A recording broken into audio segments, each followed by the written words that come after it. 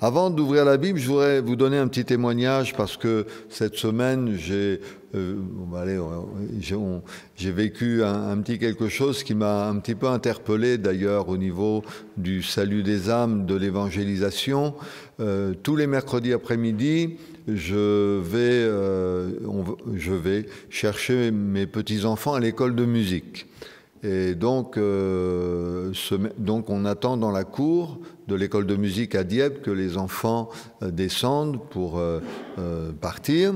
Et il y avait un monsieur qui était là, bien couvert, il y avait un petit vent, il faisait un petit peu frais. Et le monsieur se couvrait, mettait son chapeau là, comme ça jusqu'aux oreilles, et il me dit, il fait pas très chaud, pas très chaud. Alors je dis non, je dis c'est vrai que ça pique un peu, mais enfin bon, je dis il y a eu pire. Et il ajoute, mais je reviens de la Réunion, entendez l'île de la Réunion. Hein, je reviens de l'île de la Réunion, donc je lui dis mais écoutez, moi je connais plein de Réunionnais. Je lui dis ça, et il me dit, ah bon, il me dit, vous connaissez des Réunionnais, où ça, ah bon, où ça, où est-ce qu'ils sont, etc., etc. Alors je lui dis, écoutez, ils sont à l'église évangélique, à Dieppe, rue de la Providence, en face de l'école de la Providence. Il me dit, je connais pas. Mais il me dit, pourquoi, je viendrai peut-être, pourquoi pas, après tout, etc. Et puis on parle un petit peu de ces choses-là, quoi, de l'endroit où se trouvait l'église, etc. Et puis à un moment donné, il me dit, vous savez, il m'a dit, moi, j'ai été baptisé d'eau, voilà, comme chez nous, là. Il est où le baptistère? Ici, là. Voilà. J'ai été baptisé d'eau il y a des années de cela, où j'ai donné ma vie au Seigneur. Et je lui dis, mais alors vous avez abandonné, alors pendant maintenant vous ne venez plus, vous n'allez plus nulle part, vous avez abandonné. Et il me dit, vous savez, je suis passé par pas mal de difficultés qui ont fait que j'ai effectivement abandonné le Seigneur, il faut dire les choses comme elles sont. Mais il me dit, mais le Seigneur est toujours présent dans mon cœur. Et donc, je l'ai invité à venir aux réunions. J'espère qu'il viendra aux réunions là-bas à Dieppe. Et après coup, je me suis dit, mais en fin de compte, c'est extraordinaire parce que des gens qu'on ne connaît pas, qu'on n'a jamais vus, à qui on n'a jamais parlé, et puis voilà qu'on entame une conversation sur le temps qu'il fait, et on apprend que quelqu'un a appartenu au Seigneur.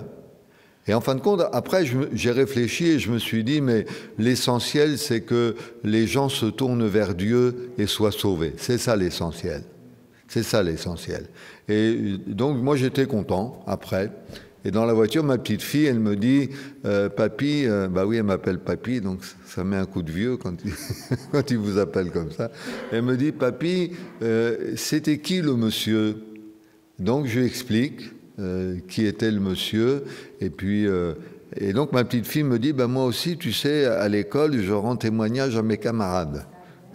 Moi, je me dis, c'est bien, gloire à Dieu. Et donc, c'est jamais sans... Il y a toujours une raison quand le Seigneur place quelqu'un devant nous, à qui on rend témoignage, que nous ne connaissons pas, mais que Dieu veut sauver, que son nom soit béni. Voilà, je voulais partager ça avec vous, avant d'ouvrir la Bible, dans Luc, au chapitre 15, Évangile selon Luc, chapitre 15, verset 1er, et je voudrais voir avec vous, poser la question, pourquoi est-ce que je dois donner ma vie à Dieu? Ça, c'est une bonne question, parce qu'on n'est pas des gens... il y a des gens qui ne se laissent pas faire, il y a des gens qui ne se laissent pas convaincre facilement, qui ont besoin de preuves, ou tout du moins qui ont besoin d'enseignements qui montrent la raison pour laquelle, les raisons pour lesquelles nous devons donner notre vie au Seigneur. Donc on va lire dans Luc, Évangile selon Luc, chapitre 15, à partir du verset 1er, et nous allons lire les 11 premiers versets, Il est dit ceci: tous les publicains et les gens de mauvaise vie s'approchaient de Jésus pour l'entendre, et les pharisiens et les scribes murmuraient disant: cet homme accueille des gens de mauvaise vie et mange avec eux. Mais il leur dit cette parabole: quel homme d'entre vous, s'il a 100 brebis et qu'il en perd une, ne laisse les 99 autres dans le désert pour aller après celle qui est perdue jusqu'à ce qu'il la trouve? Lorsqu'il l'a trouvée, il la met avec joie sur ses épaules, et de retour à la maison, il appelle ses amis et ses voisins et leur dit: réjouissez-vous avec moi, car j'ai trouvé ma brebis qui était perdue.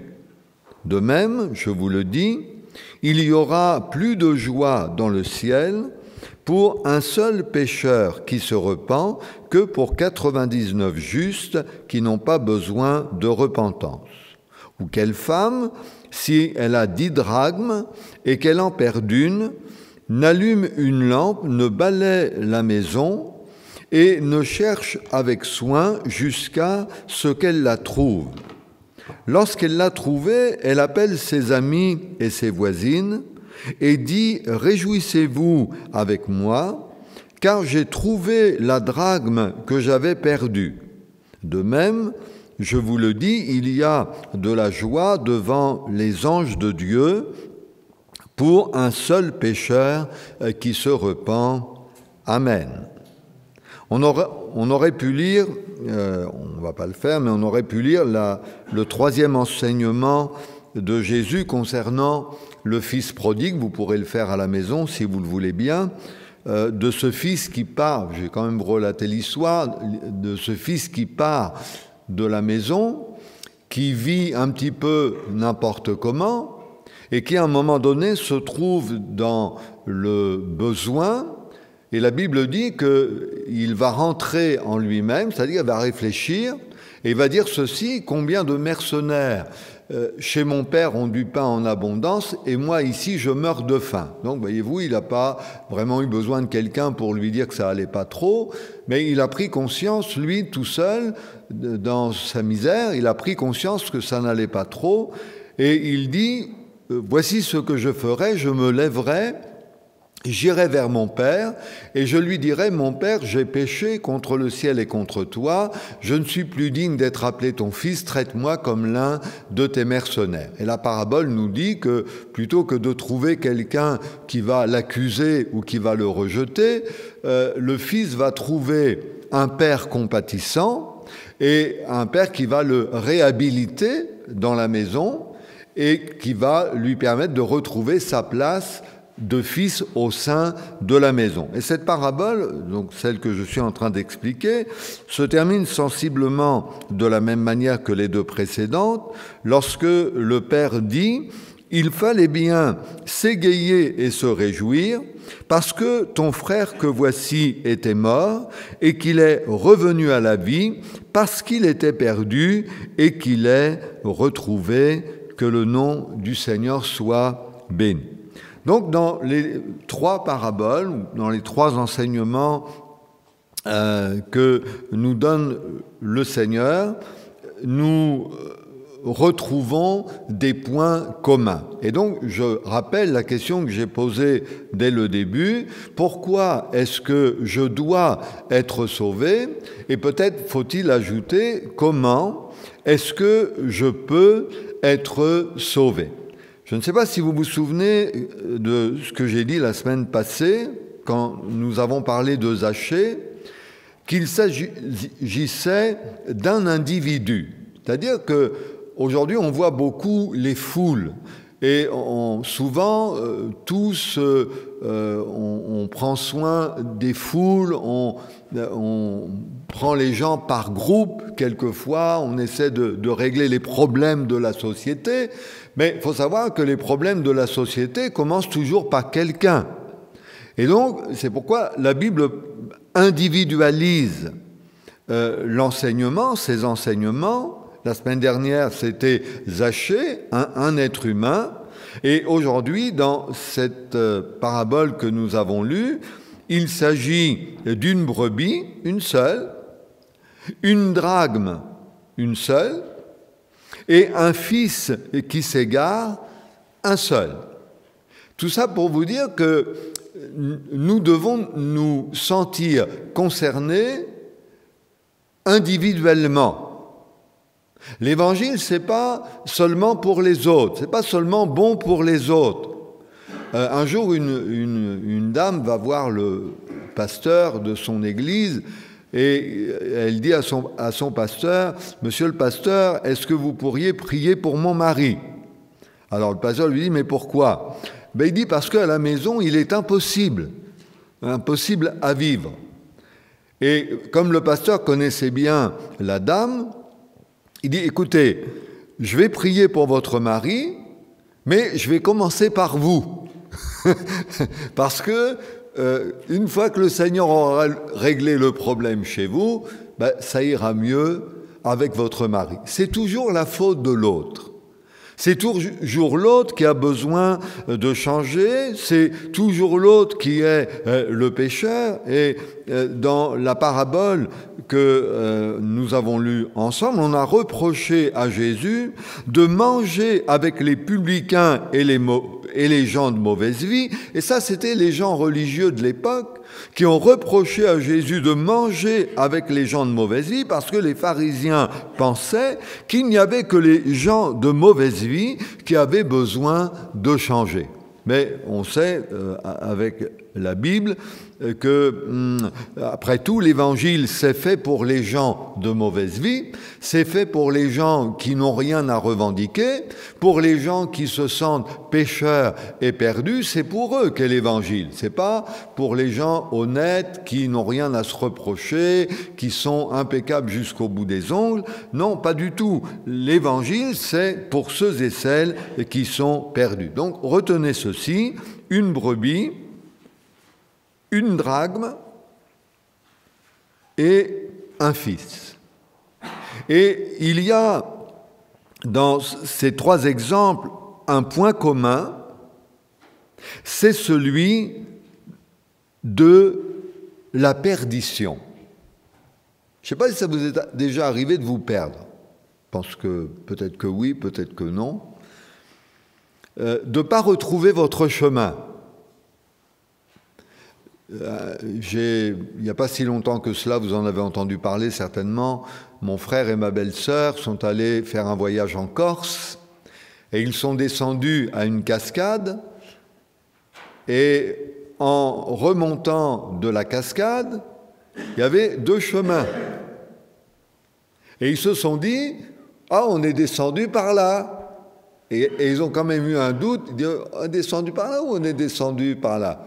Bon, allez, au pif, on est descendu par là. Et donc, ils vont remonter un chemin, ils vont prendre le chemin, puis à un moment donné, ils vont se dire, on n'est pas passé par là tout à l'heure. Alors, ils vont faire demi-tour, ils vont prendre un autre chemin qui va les mener à un autre chemin, et à un moment donné, ils vont dire, on est perdu. Et pendant 5 jours, environ, 5 jours, ils ont cherché quelle était la possibilité pour eux de retrouver le chemin. Et donc ils ont, je vous raconte ça vite fait, ils ont suivi une rivière pour dire, au moins on va rester au bord de la rivière, elle va bien nous mener quelque part, cette rivière. Et puis, malheureusement, ça les a menés nulle part, puisqu'à un moment donné, et j'arrête là l'histoire, à un moment donné, ils se sont arrêtés et dit, ça y est, c'est cuit, on est perdu. Mais, vous savez, quand on dit on est perdu, c'est quand même le meilleur moyen pour que quelqu'un nous retrouve. Et c'est ce qui s'est passé pour eux. Il y a eu les gendarmes, il y a eu l'hélicoptère, il y a eu les chiens, il y a eu tout.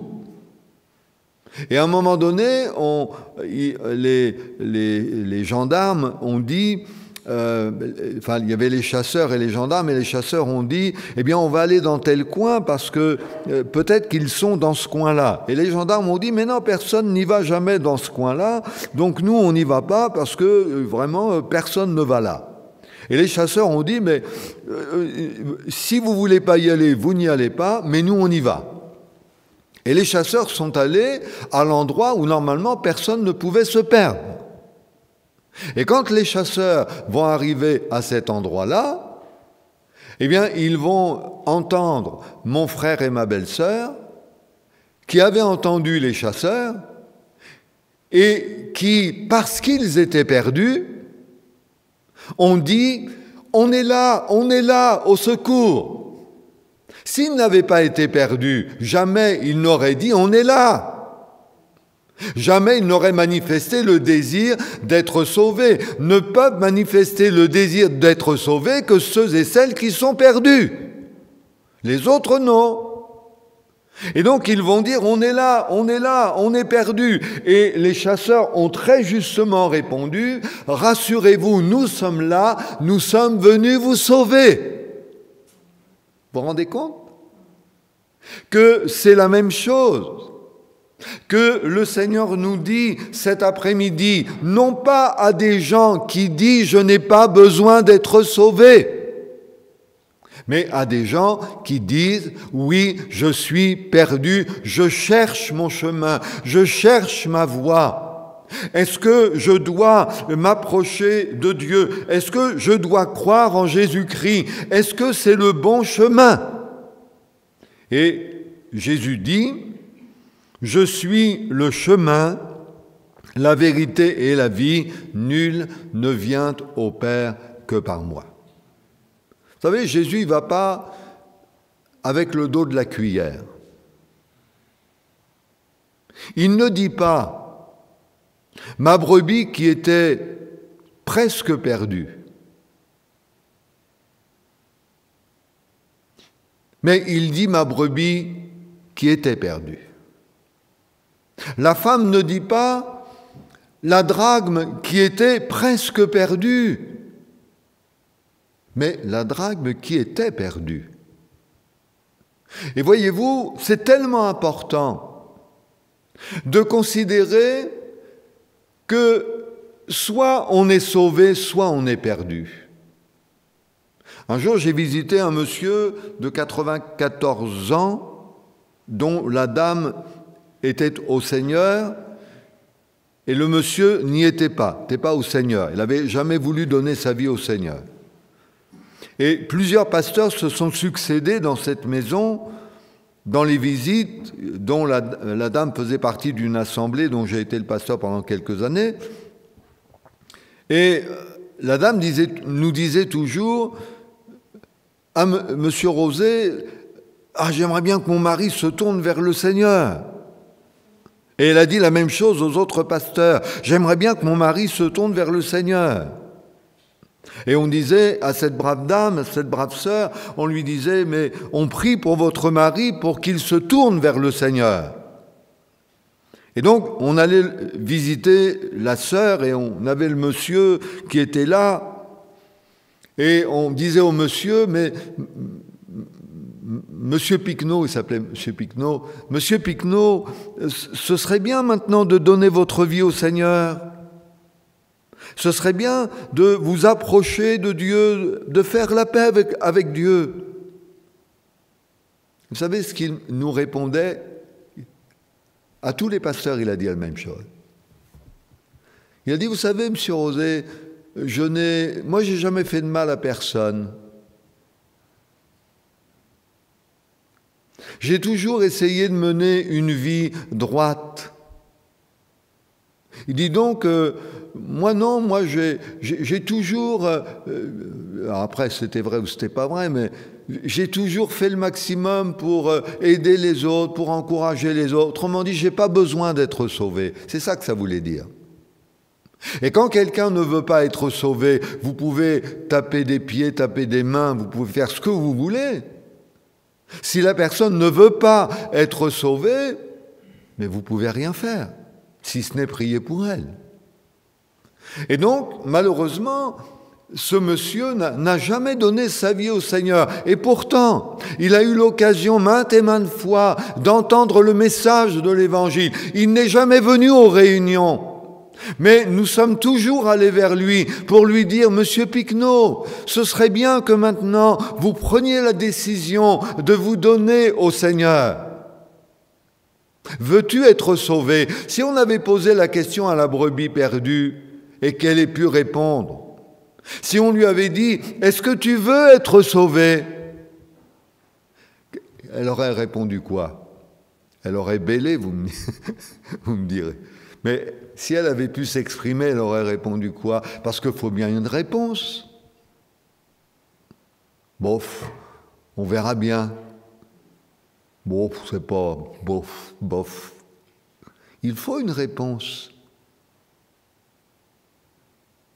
Veux-tu être sauvé? Si on avait demandé à la drachme, est-ce que tu veux être sauvé? D'abord, on aurait pu dire à la drachme, mais où est-ce que tu es? Et je crois que Dieu nous dit, où est-ce que tu es? Où est-ce que tu en es? Dans quel endroit te caches-tu pour qu'on te retrouve? Est-ce que tu veux être retrouvé? Et si la drachme avait pu, peut-être qu'elle aurait fait un petit signe en disant « mais je suis là ». Parce qu'il faut une réponse. Veux-tu être sauvé? Voyez-vous, on ne fera pas le reproche au berger ni à la femme de cette parabole d'avoir fait le maximum pour retrouver la brebis perdue et pour retrouver la drachme perdue. J'ai toujours été interpellé avec l'histoire de la brebis perdue quand il est dit le berger laisse les 99 autres dans le désert pour aller après celle qui est perdue, écoutez bien ceci, jusqu'à ce qu'il la trouve. Je vais vous dire quelque chose. Ça fait des mois que je cherche ma Bible que j'ai perdue. Ça fait des mois. Je l'ai déposée dans un coin, je ne sais pas où, c'est pas ici. Je l'ai déposée dans un coin à Dieppe. C'est pas une Bible comme ça, une Bible verte que j'aimais beaucoup. Je l'ai déposée dans un coin à Dieppe. Impossible de la retrouver. Et le berger aurait pu dire, mais impossible de la retrouver. Les gendarmes disaient concernant ma famille, encore une journée, et c'était fini.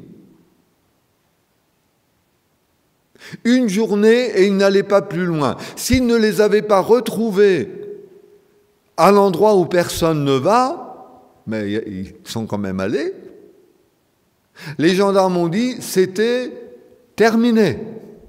Une journée.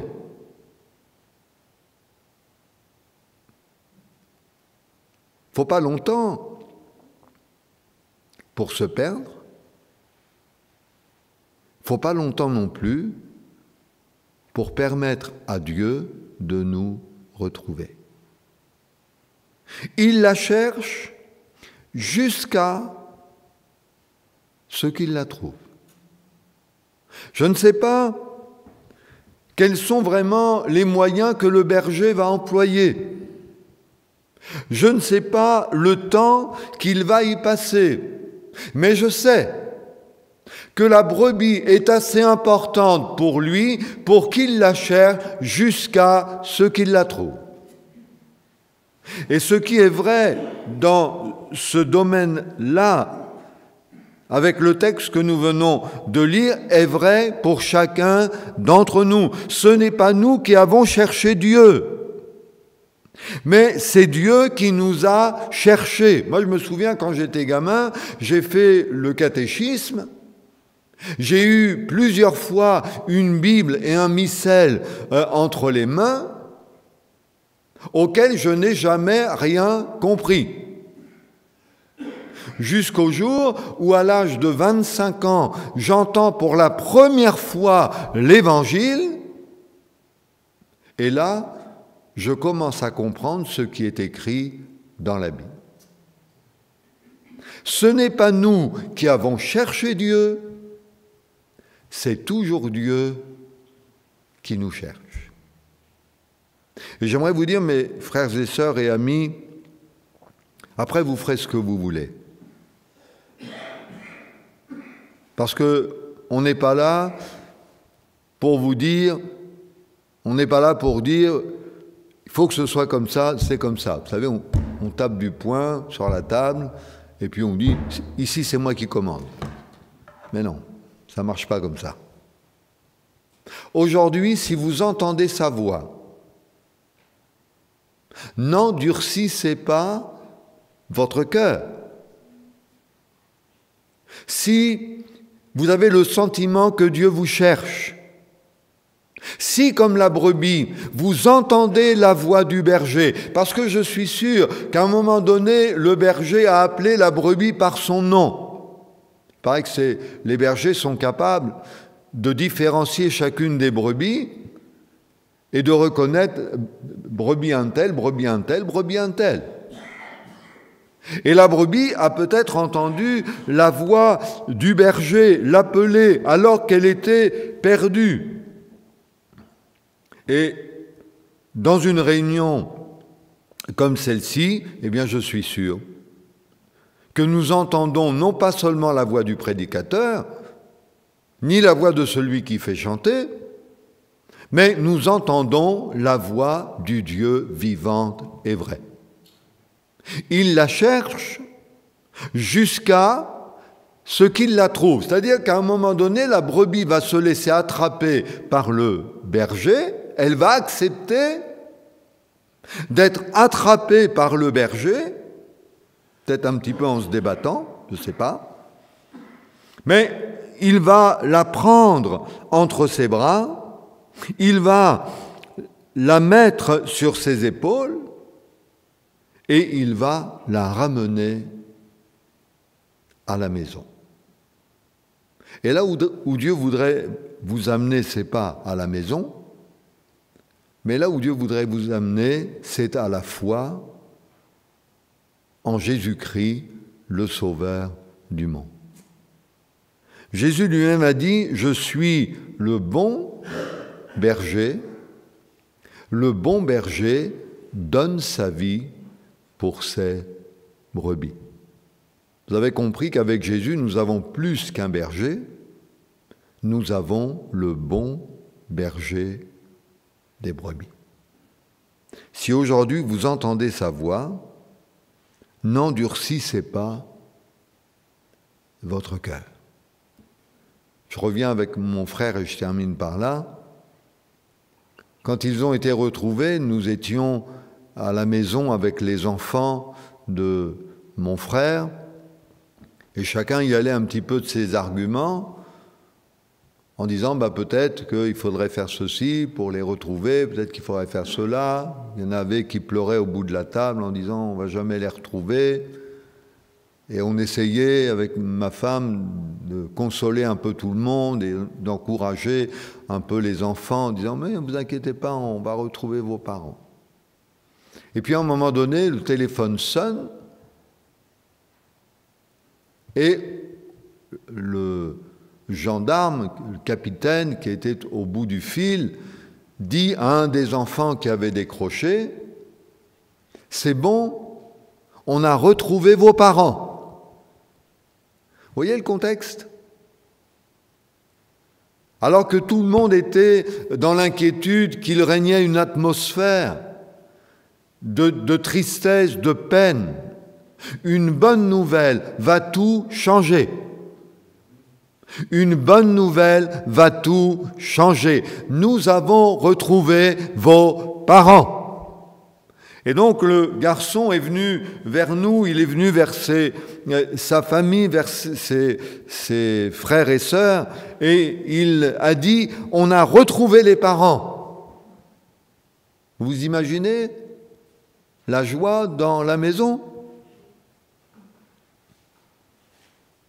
C'est pourquoi la Bible dit, il y a plus de joie dans le ciel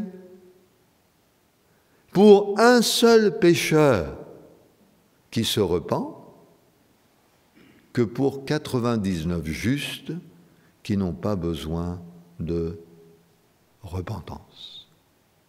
Si vous n'avez jamais goûté à la joie du salut et à la joie du pardon, eh bien, je vous invite cet après-midi à vous laisser trouver par le bon berger.